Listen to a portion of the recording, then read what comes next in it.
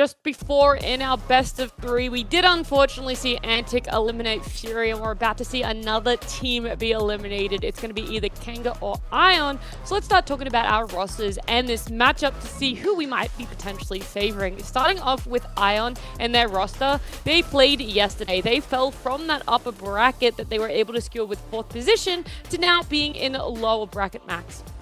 Yeah, not a fantastic start to your playoff series here as a debut organ. A lot of rookies here on this roster as well. Kind of got demolished yesterday, but hoping to turn around that narrative today. This is a team who, have been characterized by struggles against the top teams, but have looked incredibly strong against the lower tier teams. Yes, they're a young team, but they're incredibly explosive, incredibly versatile in both draft and playstyle, and they can really pull out 100 different things to beat you with on any given day. They really can, so I'm curious as to see what Kanga are able to bring to the table and fight back, because they've had quite a lot of time between their last series and now their playoffs debut, Skim. Well, they certainly have, yeah, and I think the big thing for me about Kanga is they've made obviously the change in the bot lane, replacing Reela with the likes of Styx. I think he's hit the ground running really, really strong. And their last performance to close out the regular season was up against Antic. They got that all-important 1-1 victory against them. So I think that inspires them a fair bit to feel pretty good about their chances coming into this matchup tonight. Obviously, Invictus has been scaling them through, showing us the full clears. The Udyr gave us the Brand with the Baron Steals, and you got Fury with a brand new PC playing out of his mind in that same vein too. Showcased us that brand new pick in the Talia, which has now been picked up by a whole host of other mid laners as well. So I think as far as recency goes, yes, they've not played in the playoffs just yet, but I think they'd be quietly confident about their chances. Yeah, I'm curious, and I will ask it later, but what this time has been like for them. And they didn't actually know who their opponent was going to be until yesterday. But the last time that these two teams matched up, all the way back in week 3, it was a tie between them. A really high potential for it to go to a game number 3. But in saying that, there's been a lot of growth between these two teams and what they're able to pull off. But what exactly is it about the play styles that could potentially lead to a game number 3 max? Well, I think the unpredictability is the big thing here in terms of play styles. I think that, Jovi and Doraemon, especially against Rhea, Fury and Wudon, are going to be incredibly exciting matchups to watch. These are, obviously very young players coming into these roles, but they've always shown that they are willing to be aggressive in both what they pick, but also the way that they're attacking their laning phase. They're attacking their opponents and looking to take over the game. Not to mention as well, Styx slotting in the bot lane creates a really interesting dynamic against Nebula, who really has been one of my rookies of the split here so far. So I think that, the fact that both of these teams are incredibly willing to skirmish at any given occasion, you can see, even from the replays here, just how much fighting there was in their previous meeting. I think that we're in for quite a skirmish-heavy series. Do you feel like there are going to be similar team comps and drafts that they're going to try and execute, not necessarily of each other, but of the last time that they matched up, Skimmy? Yes and no. Obviously, Styx has not had a chance yet to go up against this roster, so I think we can take that last series with a grain of salt. The one thing I would be expecting for that sort of diverse champion pool would be the top lane, right? The likes of both Doraemon and Wudon. I think Doraemon has definitely showcased that he's quite keen to get aggressive in those recent weeks, giving us the likes of Irelia as well as the Twisted Fate too. These two are the ones that have got the most solo kills in the entire league, right? 18 and 13, I believe, from memory. So they're going to be keen to try and have that 1v1 scrap, and whilst we might get the classic Wudon of 0-2 and 0 Aatrox that wins the game, I think it's going to be very hard to try and find it in this meeting here tonight. All right, well, Ion, we saw them play yesterday. We were able to chat with them there. We're also able to chat with them tonight. I believe it's Hexflash going to be joining us here now. Yeah, Hexflash. Again, same similar thing. I don't want to dwell too much on what happened for you guys yesterday, but how's the bounce back been? How's the changes and, the really quick remedies that you're going to have to try and find for tonight? Well, quick remedies. I mean, we just play to our strengths and we'll try our best. What are some of those strengths that you think are going to be here against Kanga? Well, we're looking to enable our mid laner because I think he'll hard gap Rufuri. So hopefully we can, put more emphasis on the mid lane and the jungle, and they can just close out the game for us. Yeah. How was it also changing from best of 2s to best of 3s? I know that you guys didn't make it to the game number 3, but were you liking the fact? Was it a lot easier to maybe move through the series for you? I guess, yeah, it has its pros and cons, but yeah, best of 3s just have a lot more I guess like mental edge, I guess, because yeah, there's more stakes. Obviously, it's playoffs, and you know, if it's like a 1-1, then you have that weight on your shoulders. You know what I mean? The stress. So yeah, like it is easier with the best of 2. That makes sense. That makes sense. And Max, if you want to ask anything. Yeah, coming in here today, obviously you guys are going up against Styx in the bot lane. Wasn't there for your last meeting. How do you think that changes the bot lane dynamic and affects you and your 2v2 heading into today?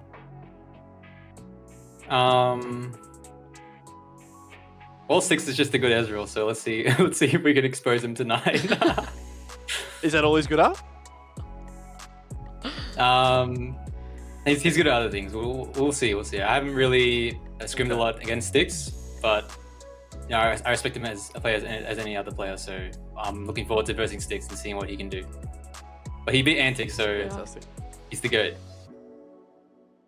He's the GOAT. They're sitting up there for sure. And Skimmy, what about you? Yeah, well, my question for you, Hayden, would be sort of what do you sort of envision this series to look like? Like the theme, if you will. Is it all going to be about these creative off-meta brand picks, or is it going to be very much like play the meta, but just try and play it better than your opponent? There might be a little bit of cooking tonight. I can't say that. We might. That's what I like. We might cook something. Yeah, Foreigner's whipping up a batch real quick right now in the Discord. So, all the viewers, you know, stay tuned. You know, might be an exciting night tonight. So we'd love to hear that. I mean, I want to quickly piggyback off that one. I know that we don't have too much time, but you guys don't feel like you overcooked or anything in your Team Bliss series yesterday, that you don't think like you're going too out of field and off meta, and it could also kind of be a little bit of a hindrance? Sorry, could you repeat the question? Just like based off of what you guys picked for Bliss yesterday, I know that you're talking about like cooking in champion picks, and you don't feel that going, you know, off meta or maybe bringing out something new could also be a negative for you guys? Yeah, there's always negatives when cooking, like with champs that we haven't really had much scrims with, but you know, we trust in the players and like what their counter picks are, so we're confident. You know, the player that's wanting to cook, like we're confident that he has, you know, the knowledge to like pull it off, or else he wouldn't be saying it. Awesome. Yeah, that's true. I mean, you've hyped me up. I'm looking forward to them, what you guys bring out in the draft, but I'll let you go. I'll let you prepare for that, and good luck for tonight. Thank you. Kebab. Kebab. Can I just say that those are some of the best draft ideas that ever get made. They're the one that you frantically type out 10 minutes before you're actually loading into Champ Select. It's like, guys, I've discovered the best counter pick ever. We have to pick it. I know we've never scrimmed on it, but let's just slam it. And then you pick it and you win, and you feel like God. Yeah, you do. I'm hoping it comes through. Like, I feel a little bit bad. I don't at all want to like rain on Ion's parade, like Foreigners, Hexfly. No one's right. Like, I like the fact that they're bringing out these new things. It's kind of pretty much what we were begging for last week in that final week of regular split. And so the fact that it's coming out in playoffs, I am really enjoying it. It's an elimination as well, but I am worried. That's what we talked about for that Team Bliss matchup, is that like maybe they're pushing the barrier too hard in the wrong direction. Maybe they're trying to reach out and grasp for something that isn't really there. So I can't comment too harshly without actually knowing what they want to pick up for themselves, but I'm just kind of putting it out there, Skim, that all I'm saying it is a potential. All I'm saying is my man Fury on the side of Kanga, last time they went for the 1-1, he busted out an Akshan mid. And that's a little bit of cooking. That is a little bit of cooking. The food wasn't burnt. That was some medium rare, well-seasoned food, I'm telling you that much. So I'm hoping that old man Hexflash and the boys have got something ready to dazzle us. Yeah, well, I mean, a Hex Flash, he was praising, well, kind of trash talking, but also praising Styx at the same time. And luckily for us, we've got him for an interview. We're going to bring him in here. Styx, I'm going to assume you didn't get to hear anything beforehand, but let me put it nicely. You know, Ion, they've got some things to say about you. So anything you want to quickly open up with about versing Ion? They had words for me, did they? Well, all I'm saying is, you know, if I got 2-0'd like that yesterday, I wouldn't be chatting so much. So I'm just going to leave that there. But yeah, feeling good. That's good. I'm glad, you know, sometimes you can just put it out there. We can move along, though, because you guys have had quite a bit of time to prepare yourselves for playoffs, moving into best of 3 territory. How did that look? First of all, it's been almost a week since we last saw you. And then just in addition to it is you didn't know your opponent was Ion until yesterday. So how do you find that balance of preparing for a playoffs but not knowing your opponent just yet?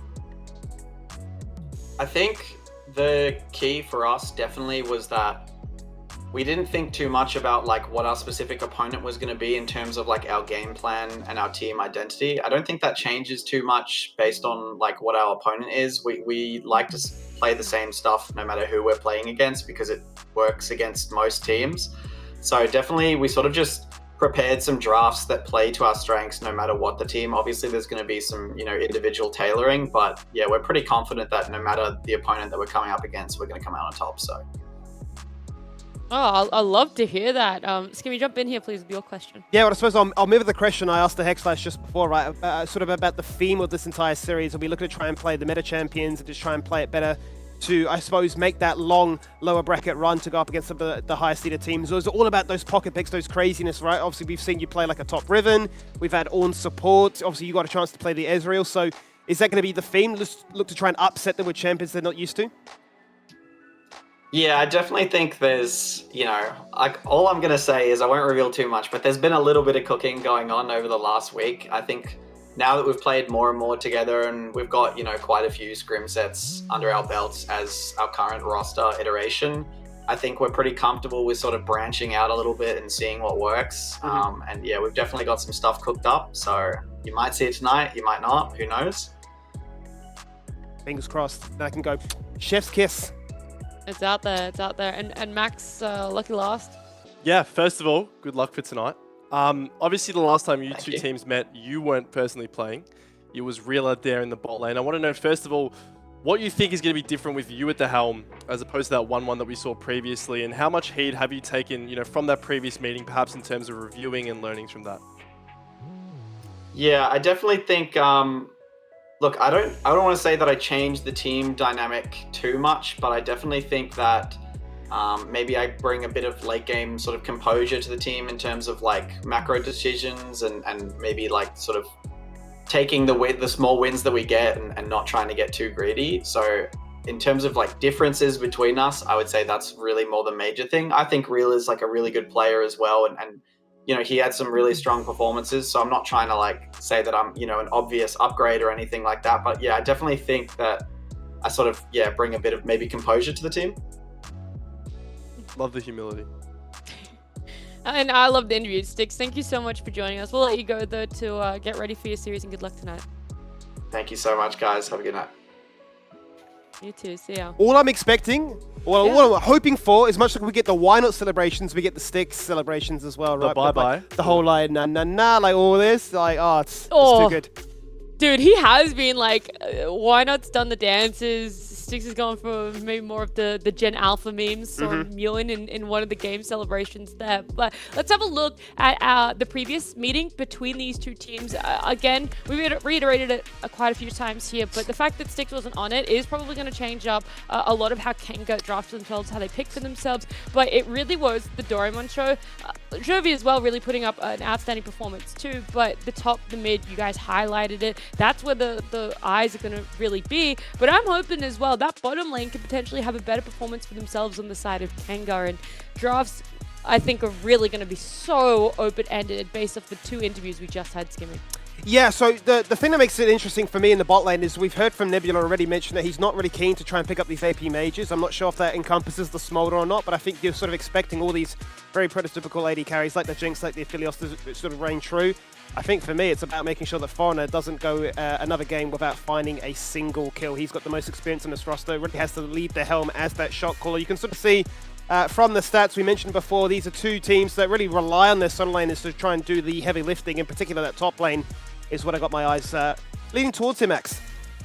It's very even though, as well as the statistics here, right? You can see that they're basically a 50 gold apart at 15 minutes, so they're very similar in terms of early game performance, DPM as well, quite evenly paired. So in terms of matchups here in this lower bracket, I definitely think this is one that's super exciting and super close, because they're obviously younger teams, so they don't have that experience that something like an Antic or a Bliss would have, and I think that makes it all the more exciting, because you suddenly get down to these 30-minute fights and it doesn't look the exact same. It's not as composed, it's just really pulling the trigger here and there, and whoever gets that first fight is going to run away with it.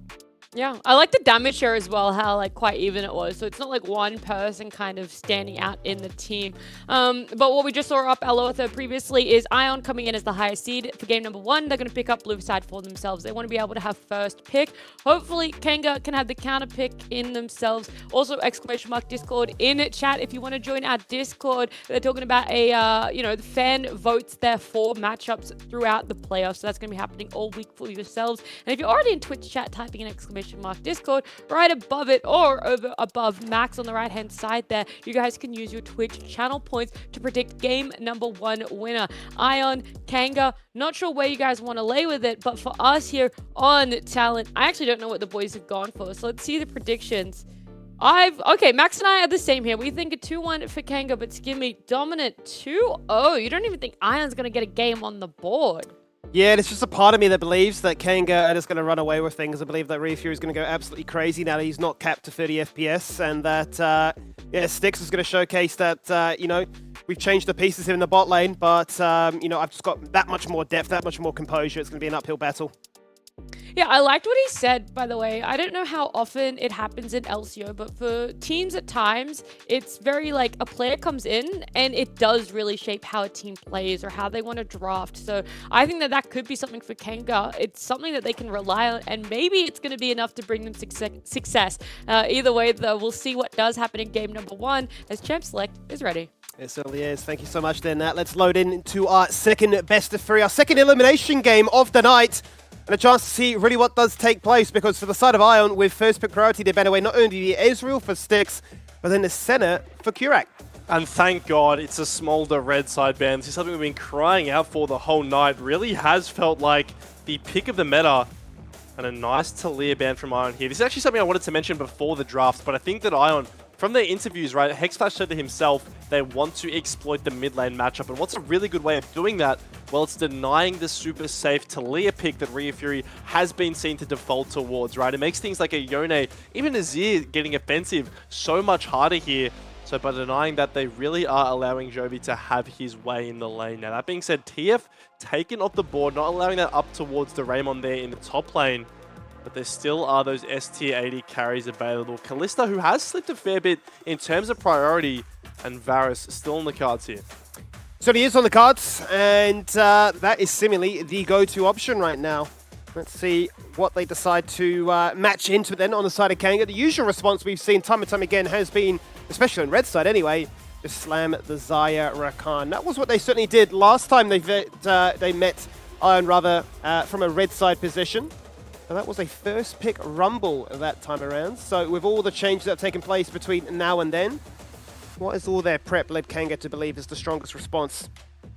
Let's see some cooking here. The Karma is going to come out here, so a versatile pick that can be flexed towards the mid lane if need be, where we have kind of seen him take a more prominent role in that position because of all the damage that's able to come through from that Mantra Q. And I would be so surprised if they just slam that there on 2. Instead, they're going to go back to a bit more stock standard here, picking up the Vi, so that guaranteed lockdown to come through, making sure Nebula's not going to be having an easy go of things. Yeah, certainly. A case of a champion that has all this ease of execution built into it, but always coined by King is one of the hardest junglers to utilize, and certainly now that he's going to go into a bot lane pairing with all the range in the world. So frustrating with a Varus and an Ashe ready to make that bot lane a bit of a living nightmare. Yeah, priority is the king here for Ion here, and they ran out their top 3 with the Cassante as well, so really acknowledging that, okay, our strong side is the bot lane. You are going to be completely on an island up here, Doraemon, so you may as well get the matchup that you feel most comfortable in. And oh, okay, here is the response from Kanga. It's going to be Jhin. So I'm going to go on a bit of a tangent here, but this is like a kind of historical Varus counter pick because it kind of functions in a similar way, right? Obviously, you don't have as much poke, but in terms of range, in terms of your like lethality building, you're still able to go a similar route, kind of meet him at similar spikes and potentially contest him that way. So with this locked in, I would assume that they want to put the Karma down towards the support role, really be able to contest the push coming out from this Varus and Ashe and stifle them before they're even able to get started. Yeah, right you are there, Max. It's not the most common champion that we've seen. It's been the first time that Jhin appears in the LCO this split. But on a global front, it has always found success going into that Varus, and they'll be hoping that it does that once again. Let's see really where the second half of this draft then goes, because it's the Blitzcrank that gets denied. They're not still convinced that the Karma is going to be the supportive option. As for Kanga, having already locked in a jungle of their own, they want to make sure that Foreigner doesn't have any ease of avenue of his own by taking away both the Jarvan and the Xin. Jarvan and Xin just such annoying champions for that Jhin to face, right? One, you're just trapped in the Cataclysm and you're dead. Two, you can't even auto him or use your ult to be able to chase him down because of that Crescent Guard being available. So I do assume Iron will take away the Nautilus. Instead, they're actually going to take away this Aatrox here. So not giving Woodon his patented PvE Aatrox pick up in the top lane. And now the question is, what do you do here? Because you can counterpick your top lane here on 4, save your mid or sub for that 5p to really round out the draft. And you do wonder what Woodon's thinking here. K'Sante, not the easiest champion to punish in lane, but we certainly see some answers be picked up here. And instead, wow, is that just a blind Galio? They've just slammed the Galio, just like that, out of nowhere, and you're thinking, that's a little bit peculiar, and certainly, Styx wasn't lying when he said they were cooking. Well, Skimmy, I can tell you one reason you blind pick a Galio, because Galio is a terrible champion to blind pick. You just absolutely get ran over by any AD champion in the lane, which is looking like what Iron wants to do now. But the reason you pick it, Skimmy, is because you have this Vi on your jungle pick, right? It makes such an easy combo. And you can also supplement that with the Camille here if that's the angle that Woodon wants to go towards. So Ion have rounded out their draft with that pushing mid lane, the Tristana that's able to really shove down this Galio and make his life a living hell. And you know what? It's not Camille, but it's equally as spicy. We mentioned that he'd played the Riven before, played it into River, known for his ability, having already wanted those Riven bans. He smashed it, and now he wants to run it back once again. This feels quite beautiful, honestly. It's giving us that taste of spice and sanity from what has been the go-to meta for such a long time. And I suppose for me, the little cherry on the top, a little Easter egg, if you will, is, you know, Refury going back to this Galio. This is what he debuted on when he joined the league all the way back this time 2 years ago. Wow. So really showing his roots there. It feels ridiculous to say that Refury's been in the league for only 2 years, right? It seems like he's still such a rookie. Obviously, he had some downtime where he wasn't playing in the league. But now, blinding this Galio, it's a really interesting choice here from Kanga because, yes, it fits your comp so well, but you kind of just completely sacrifice the laning phase. And I think with how skirmish-oriented this game's going to be, you do wonder whether that's the right decision. Well, we've got a lot of very niche champions being picked up here. The pre-game interviews did not lie. There's a lot to look forward to in this Game 1 draft. There certainly is, and it's good to actually hear that, you know, for once when you do proc an interview and you say, oh, you have to wait and see, that, well, we did actually get to see. It wasn't a case of just bluffing and hoping that their enemy wasn't listening intently, hoping for some solutions of their own. You'd imagine that Iron have gone for the more conventional with the double AD carry setup, right? The Varus and the Ashe in the bot lane to wrangle some form of control with Tristana in the mid lane too much, like we saw last night, where you just have so much control to do as you please. But the big difference, be it, there is no Udyr. They have two very beefy tanks, and their ability to start a fight is unprecedented, right? Between the K'Sante and Maokai, Iron have definitely hit them with that sort of stock standard style. As for Kanga, though, it looks like to me very much a case of the Galio is there to be the conductor of pain to say, look, is top lane fighting? Does my River need help? Or is this Jhin under pressure with diving bot?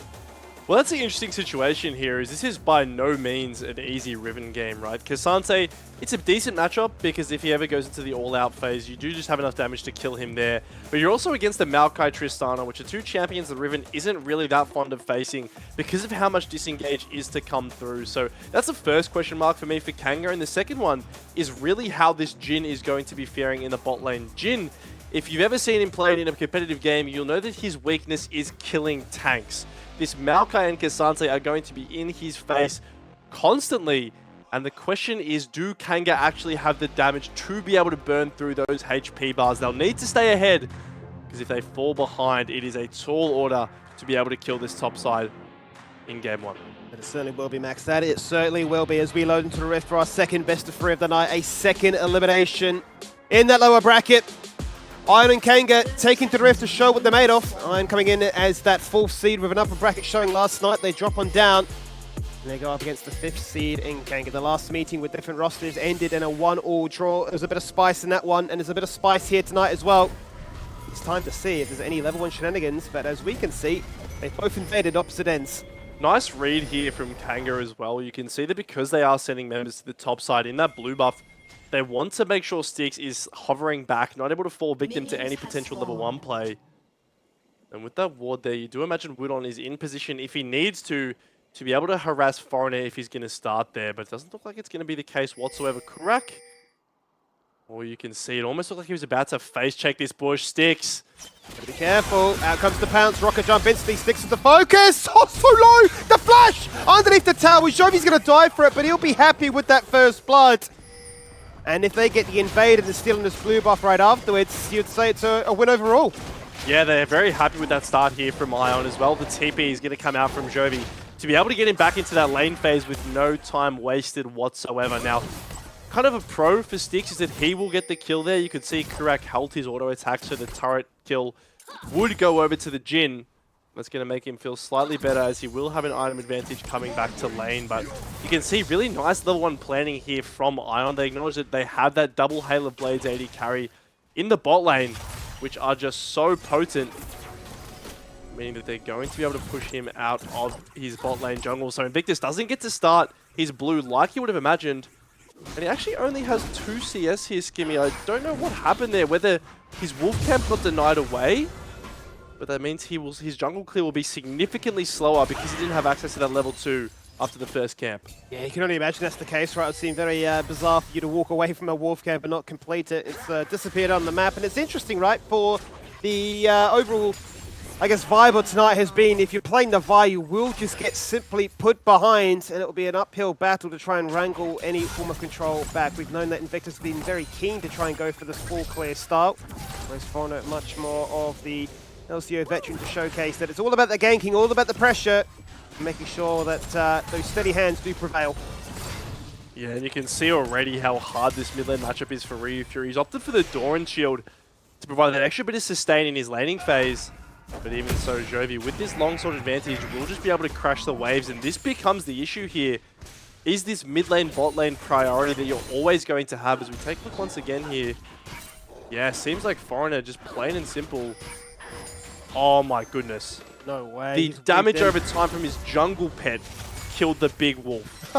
He's weaved in the dot damage, and it's worked out beautifully with the parving away there by Invictus. Worst case scenario for him, but he is going to work his way towards his bottom scuttler to guarantee some control of the vision.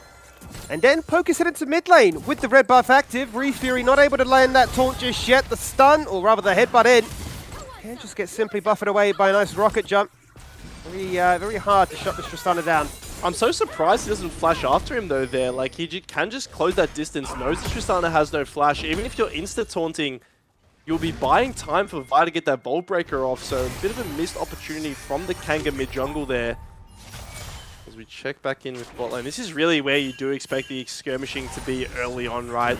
Double range bot lanes, getting either one ahead can be so influential to how this game plays out. But it looks like Invictus will just channel his base here as Kanga shove this wave out. Now, the crash is the all-important thing. Can they get it and safely reset? Because Foreigner's coming off his base. Barmy Cinder completed. And I'm sure he'd love nothing more than to pick on this summonerless bot lane. That's what he would do. Would make things really favourable then for that very oppressive bot lane pairing of the Varus and the Ashe. Obviously, so much trading potential between them with the double Hail of Blades. But you speak about trading, and something to be expected here topside, because Woodon, without a TP, going for that combat summon of the Ignite, is going for the all-in like he's done time and time again. He's going to try and make it happen underneath that tower. He's taking one turret shot. The Ignite is ticking, but he needs to weave in one more auto because it's survived by 35 HP. Yeah, he just messed up the mechanics there, unfortunately, from Woodon. Wasn't able to get the nice combo there. But the big thing is, Skimmy, I mean, look at this wave that's potentially crashing. He ticks level 6. There's no way Doraemon can stay here. He's going to be forced back to base, and with no TP, this is absolutely huge. Just a massive loss in XP and CS for this K'Sante. Lily is threatening there with that level 6 advantage, hoping to try and hit that hack and slash to get the execute from far away. But the zone is just enough, and now having that TP advantage really isn't the case much more. You mentioned just how crazy it could be in that top side. Well, you can only imagine now that Ray Fury's crest over to 6 as well. If the fight were to occur once more, even better for them. I say that, bot lane is the focus, good flash, and a barrier for good measure, which actually finds 0 value. Because after the flash was burnt, no more damage came out.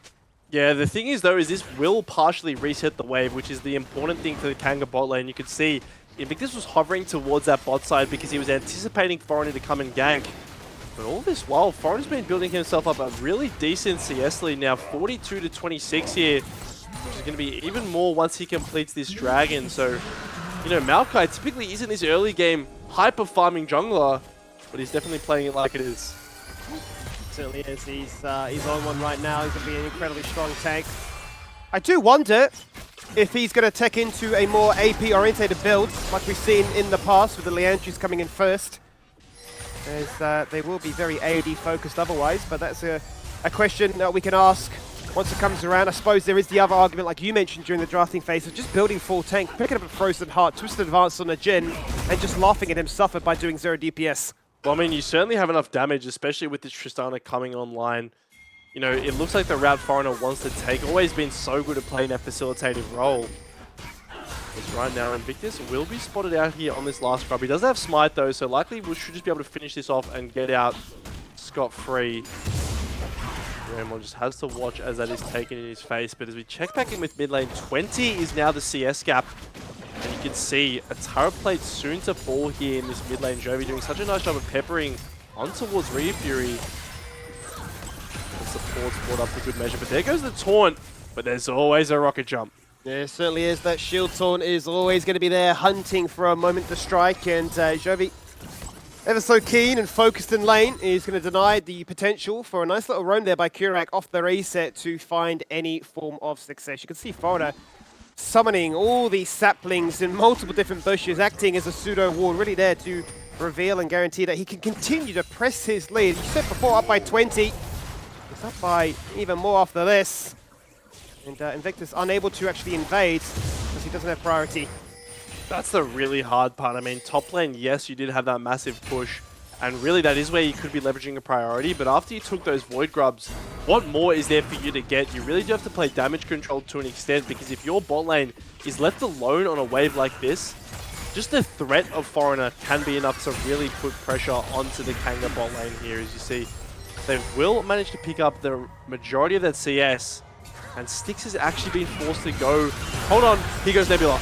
And the corruptions are out. Curate flashing away to safety. Out comes the self-cast off that shield, and Styx! He's going to get it done. He had the uptime. He's been untouched. He's hunting for a kill of his own. Waiting for the reload. Flashing to hit it. Wanting a little bit more. The ult comes on through, but a little bit too late, as the mitigation wasn't enough by that falling Galio. It was Kurek that picks it up with the tick of that ignites. As Foreigner comes on through with that Nature's Grasp to lock them down. A flash twisted advance. A Bramble Smash onto 2. And Jovi picks up 1. Reset rocket jumps onto 2. And Ion really looking the goods. It's a disaster for Kanga there. Jovi picking up all the kills here on this Tristana. That was the game plan for them heading in. They thought that Jovi would be able to gap us. Hold on. Ignites out here. Certainly is. Woodon looking for the execute with that blade, but it's just not enough, unfortunately. Second time it's come around, but I mean, he's building up a monumental lead for his own. Yeah, 30 CS now, almost 40 after these waves will be all said and done here. Let's take a look at this bot lane placement. Level 6 tick here from Barish. Instant chain of corruption to come out onto Kurak, but a nice flash to get him out of harm's way. And that means that Styx will be able to finish up the kill. Ignite actually picking up for Kurak.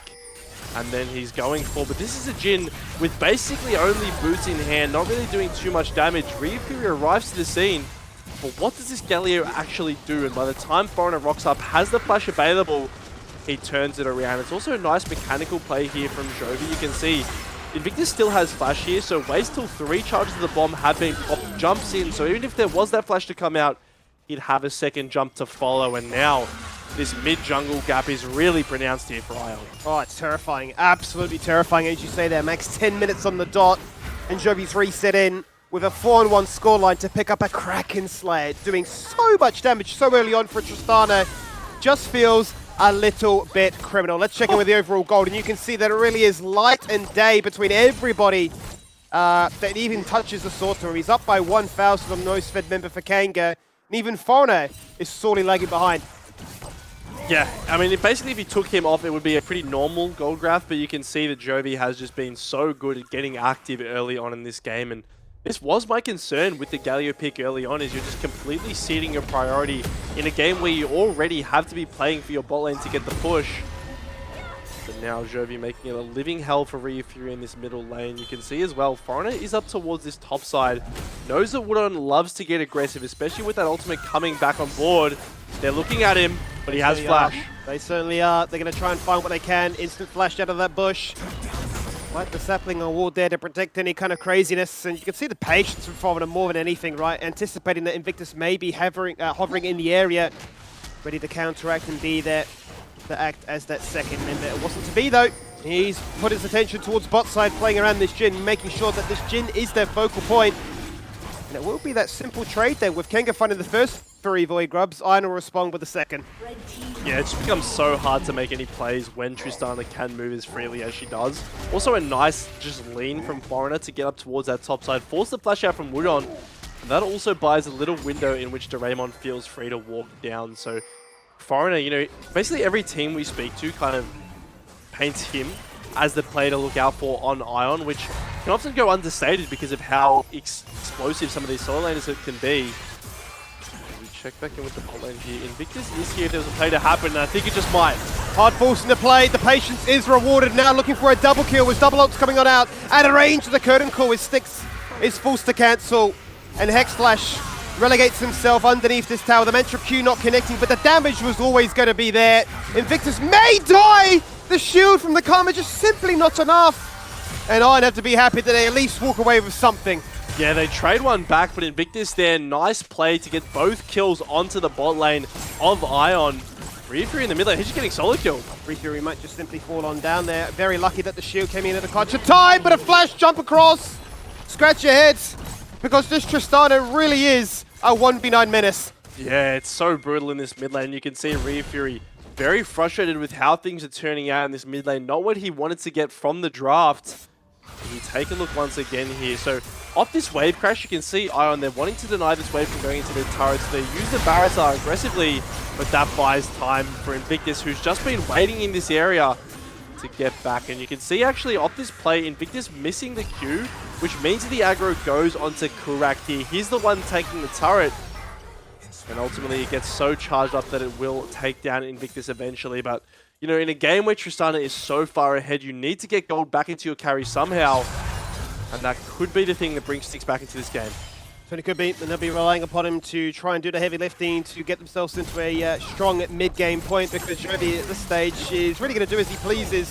The Galio's not going to contest him. They're going to need a jungler to help as well. The tower's still alive. Ryufury's working in tandem with this turret and looking for the shutdown, and he finds it. How, Max? How does this happen? It feels illegal. That shouldn't be the case. Out goes the Enchanted Crystal Arrow. Here comes in the Nature's Grasp. Foreigner with one target in mind. Shut this fire down, but the shielding and the healing is absurd.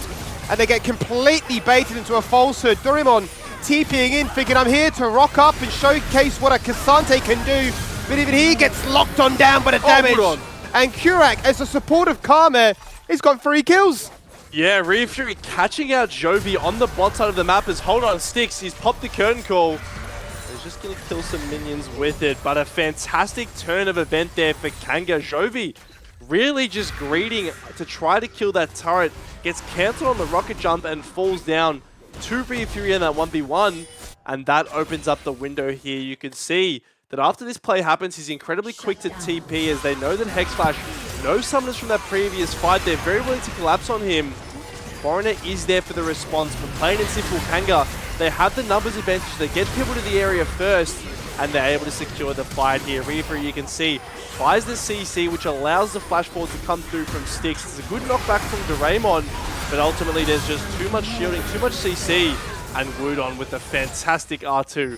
Secure the team fight win for Kanga. It certainly was, and it's really flipped the script on this one. You're thinking that Iron were going to really run away with it, led by the captain of Jovi, showcasing what he can do from such a strong point 15 minutes in, but from bot to mid, really did just go from great to pretty poor, because now Kanga have actually taken the gold lead back. And yes, still very slim margins, but they're nowhere near in a position of getting snowballed upon. No, absolutely not. And this is kind of subdued the Tristana for the time being, which is really the key thing here. If she's allowed to get into a team fight, the DPS that she's providing really can seem to be too much. But across the board here, Item Spike's feeling pretty good. Malignant's online for Kurak. Shirelius as well for Ryu Fury. So really building into this supportive style. He wants to empower his team. But so far, he's been doing a good job of that. With 30 seconds on this next dragon, you can see all the control in the bot side river belonging to Kanga. However, they don't feel comfortable pressuring this turret. Knowing Foreign is in the area, this Maokai can do so much work as an engage. Now look at the minimap here, Skimmy. Kasante is actually walking here. Doraemon wanting to group with his team. And here goes Invictus. They're going for the 4v5 Kanga. One is still pushing top side. He has no TP. Better in mind. Out comes the Quinn. Sticks to focus right now. The explosive shot enough to take him. But he gets a clutch shoot from Kurak at the very last moment. The piercing arrow is not enough as Doraemon charges into life, dodging out of that snipe that Styx was hoping to find. Fury is just a meager, supportive Galio at this point of the game. Whoa. And Jovi with the double item spike means business. Trades the 1-for-1 there, but gets the shutdown. You have to be happy with that as a Tristana. And Skimmy, for what we kind of described as a series all about skirmishes, that really does not disappoint. You can see the initial engage is good from Invictus, recognizing that they have to walk in if they want to contest the dragon. But plain and simple, Doraemon's arrival catches them off guard. So let's take a look once again. Foreigner does face check. It's a very tanky Maokai though, and only really a Jin who's able to DPS. So by the time you're actually able to burn him down decently to force him out of the fight, Jovi and Doraemon have arrived. And Kasante really is the difference maker here. A nice W to cancel the taunt and pick up the kill onto Ryu Fury. And then off the back end, you know how much damage Jovi is willing to do.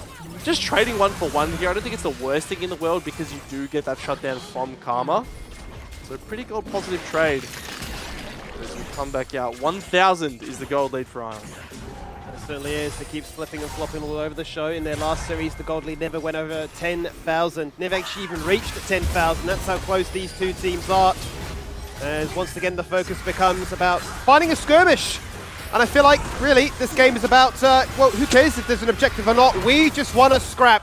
The focus is shut down the Karma again, remove the utility, and remove the ability for them to find fights so successfully. As you said before, up by 1,000, and now they get to plant all this vision and do as they please. I mean, who cares about fighting over an objective when fighting is the objective here? And it really feels like that is the case for both of these teams here. You could see a nice little play catching Kurak off guard. He wanted to get that flash over the wall, but ultimately just too much CC keeping him from doing so. And now, as we check into the inventory, 7, 3, and 0 Jovi is here on this Tristana. And the Void Quid's picked up. And with Foreigner in the area, he's feeling aggressive. He certainly is. Cross map Ashol. Is it going to connect you? I don't believe it! He's a sniper. Dead on his Hex Flash. And dead is Woodon. What a play there to predict all the movement coming out from a Riven and still land the arrow. Hexflash really putting this Ashe to use.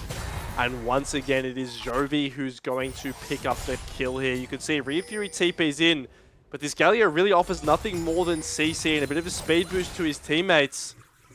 These side lanes really do start becoming a problem. You can see Kanga, they're thinking of rotating up their support jungle here to potentially answer. But this Tristana is just so mobile, being able to buffer that CC from the Galio makes it incredibly hard to actually lock down Jovi. It certainly does. You'd imagine would be the only difference between these two as it now goes to a 2k lead back in favor of Ion. As once again, the equilibrium keeps bouncing all over the show, showcasing who can be the better team as we fast approach that Baron spawn. Jovi being 8-3 by that point in time. Yes, he's had a moment where he's been shut down uncharacteristically by Ryu Fury underneath that bot tier 1, but he's bounced back with a vengeance. And let's check in then with the overall gold. You can see just how far ahead he is. And yeah, answers the point, right? He really is that difference between himself and Kanga. It's huge. It's 2,500 above anyone else who is close to him right now. And this Tristana, I mean, you do have a Vi ultimate to potentially lock him down, but then you're kind of sacrificing the damage that you could be placing onto Nebula on this Varus. Obviously, Tristana is priority number one. That's priority number one for Kanga here. Seems to be getting towards this bot lane turret, but all the while, this is Tristana left alone with a turret. Not only is there that explosive charge and all the attack speed gained from Q, but it's a demolish as well to come out from Jovi. So these turrets absolutely melt like butter. And you can see this is really going to sway Kanga. They feel like they have to walk up and contest him, which buys all this time for the rest of Ion to get things done on the map. Frees up Nebula and Hexflash to be able to push out and get the vision where they want to. You can see wards around the Baron now. This will spot out correct. A really nice ward just behind that Raptor wall there to be able to spot any movement towards that top lane. Buys so much room for the split pushes here as now we crest over the 21-minute mark. A minute left on what could be a soul point for Ion. How are we shutting down this Tristana? That has to be the name of the game. Well, it absolutely has to be, right? A full item over anybody else in this entire lobby, so it's so difficult right now to try and raise the candles for them and say, well, you're meant to be weak early, you need to get stronger as the game progresses. But he's just picked up the LDR. Styx has that rush item number 2 himself as well. Fancy feet, dodging out as he cleanses out of one stun. Dodges out of the air shot right afterwards. But there's always pressure on the mid lane because all they want to look at is that Baron. And this absolutely melts, right? You can see no vision whatsoever for Kanga. They do know it's being started, but how do you get actually into the pit? We've seen so many Baron steals in recent times, but I don't think Ion want to let it come to that. They're going forwards. This is on, and it seems to be that one person gets rooted in place. That is the supporter style Galio. Wooden leaping across that wall, looking to try and find a moment to try and shut somebody down. The root Midget is good. The taunt gets knocked back. Good buster shot as they go all in on that target, and the shutdown goes on to Jovi. They can't afford to lose him. And now, Kanga look to try and run away with things. Double kill by the aggressive Riven pick here. And for all that strength that Iron had, they've lost it again.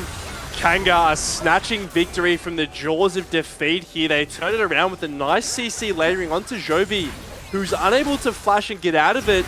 And yes, he has this profound item advantage, but what do you actually do if you're getting one shot before the fight even starts?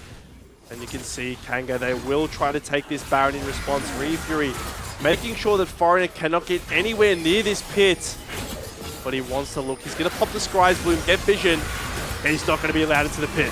Wood on across the wall, jumps to try and prevent Foreigner from running that play. He flashes inside the Baron pit. The TP, as you say, is coming on out to play. They leap into effect.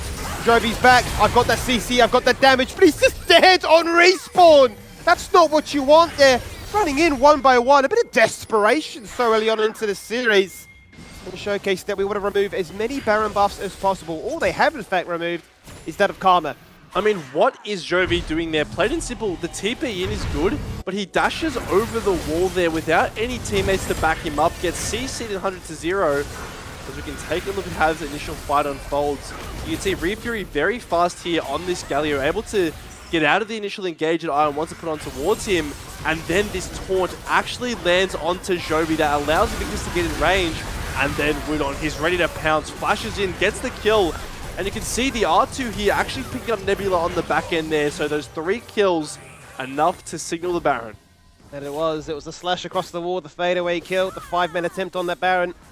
And a real messy affair right afterwards. This respawn time, albeit so low, we're there for Foreigner to try and keep things interesting. He managed to pick up that kill on the Karma, but wasn't able to wrangle much more in the end thereafter, and so many summoners burnt in that exchange. That certainly does mean now we look at that next dragon, which has spawned and is Ion favored, most likely to be denied now. Yeah, very hard for Ions to actually walk up to contest this objective here. Kanga have full control on this bot side and will just equalize the dragon score here now. The question does become, how are we actually looking to set up these side lanes? Because you can see Woodon in that 1v1 versus Jovi, he actually can't really get too much work done because Tristana can just do the wave so efficiently. So I assume Kanga would be wanting to set up on mid lane, playing with the poke of this Karma Jhin, and then using that to leverage a move to a side lane with a stacked wave. But for the time being, Foreigner content with counter jungling here on this Maokai. 172 CS, he's got more than his top laner here at 25 minutes. It's been rough, and it's not very often you do see the Cassante fall behind so much, but this pocket pick of the Riven Has worked once, and it may be working a second time. We get a little bit quieter, we get a little bit more in terms of a tense atmosphere. Wondering, will Wooden fall for the bait? One goes back to base, Doraemon reveals himself, and he won't fall victim to any little cheesy bush tactics. That's the kind of discipline you love to see from a rookie top laner there, acknowledging that, hey, I don't see Jovi or Doraemon on the side lanes. Why would they not be showing this Tristana? She's so much of their power, and just respects that little window there. That's something really nice and really refreshing to see from such a young player. To keep the Baron alive, keep that push alive, and really keep the tempo up. It's also a 350 gold bounty on his head, so yeah, Jovi's kind of griefed the last 2 team fights, but certainly you don't want any more gold going over into his pockets. And after all things are said and done, the Baron times out. It's a 1,500 gold lead. Still, by no means is this a one game for either side. As you can see, mid lane will be the posturing. Here goes all the CC. It finds Sticks. He has a cleanse. He has cleansed out of one thing, but he's got a Nature's Grasp ready to try and chase him on down, but he just gets out of range. And they miss the moment to pounce again. This ability to try and pull the trigger with the Ashe, whilst usually very deadly, has not worked against them. It's not working in their favor. And Woodon, despite having no TP, is playing as if he does. Well, with the Riven, you have so much mobility that you practically have a TP in terms of being able to get to whatever lane you need to. Doraemon getting a bit aggressive here, but Woodon, he's got so much sustain with that Ravenous Hydra, so much mobility as well that it's incredibly hard for him to get locked down. As he did worry for Nebula there for a second whether Invictus was going to pull the ultimate. Instead, it will opt to just take the turret and transition down towards this bot lane. Now, no Baron to buff up the waves, but it is a very low HP turret, and Kanga will be more than content with taking their second tier 2 of the game. But they certainly will. 5 in total, their max, 5 against 2, and the ability for them to continue to exert their pressure. Once again, the gold lead bouncing back in favor for Kanga. Up by 3,000, 2 Drakes apiece. And no shortage of options for these teams to find a reason to try and force a fight yet again. Back to base goes Sticks, picking up now the Infinity Edge as he weaves in a little bit of that critical strike to really make sure that that 4th shot hits with a bit of emphasis in taking down a crucial target. And I say this Vi Galio is working quite nicely. It's not the Camille that you'd hope for, but certainly a different brand of that. Yeah, nonetheless, though, it won't deter Iron for going for the engage. The Crystal Arrow does land. All the other CC right up with the Titanic Corruption, the most important one. Kill the members of Kanga stuck in place, but they can't find the kill they're hunting for. The sustain is too much. The shields from this Karma prove to be decisive, and the Curtain Call doesn't find the execution, but the Flash Punch stunned by the Riven, and the Slash for good measure right after. They've taken down 3, and all that remains is a meager bot lane for the side of Ion, as Kanga look for an ace, and hunt for the perfect one at that.